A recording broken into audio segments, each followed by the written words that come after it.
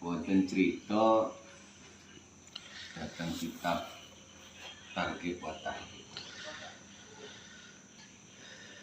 Demiku diceritakan wonten setunggalipun kaum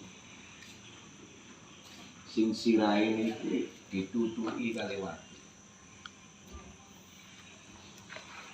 Sampai ajur sirah. Manten ajur balik asal mani.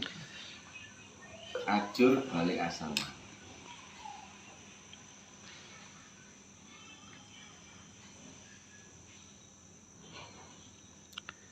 Terus begitu.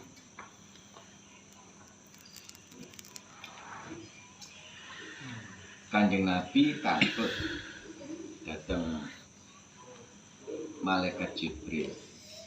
Ya Jibril, sinten niku?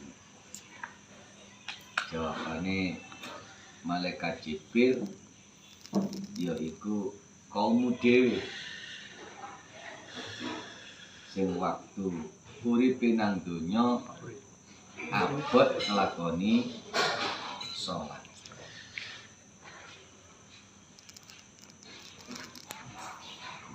Abot nglakoni napa sirahe kok ditutuki sampai ajur. Balik asal ajur. Niku merasa gedung.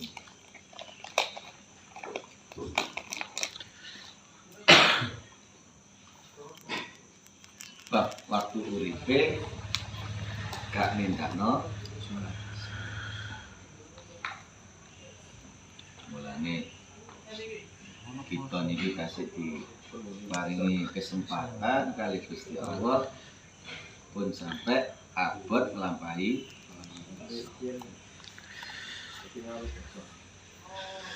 Seandainya ahli kubur itu ditanya, wahai si fulan, seandainya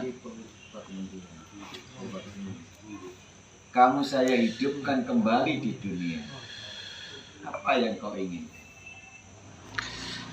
Mereka mengatakan, fayaqula rabbi laula akhartani ila ajalin qarib. Duh Gusti jenengan balikaken kula ten donya malih. Walaupun sedikit waktu. Apa yang ingin dilakukan?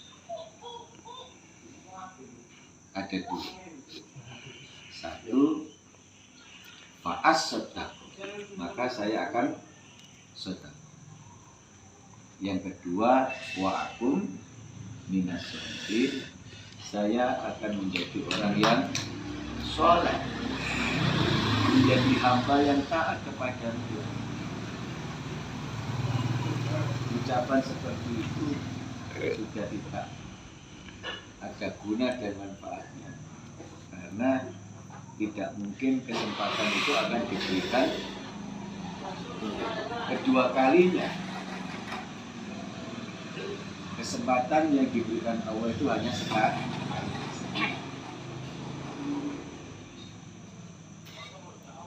Mulane sampeyan itu pun ono alasan, nggih.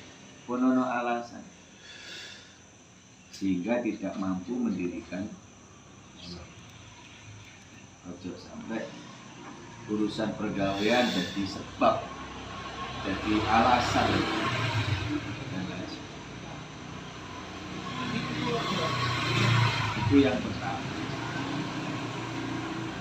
Yang kedua, di kitab itu juga diceritakan ada satu kaum yang sangat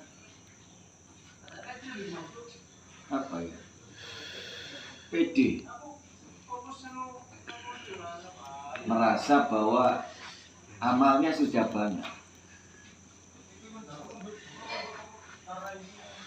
sehingga dia jalan dengan kencang, kayaknya tidak ada hambatan. Mau kemana orang ini? Mau masuk surga. Ternyata orang tersebut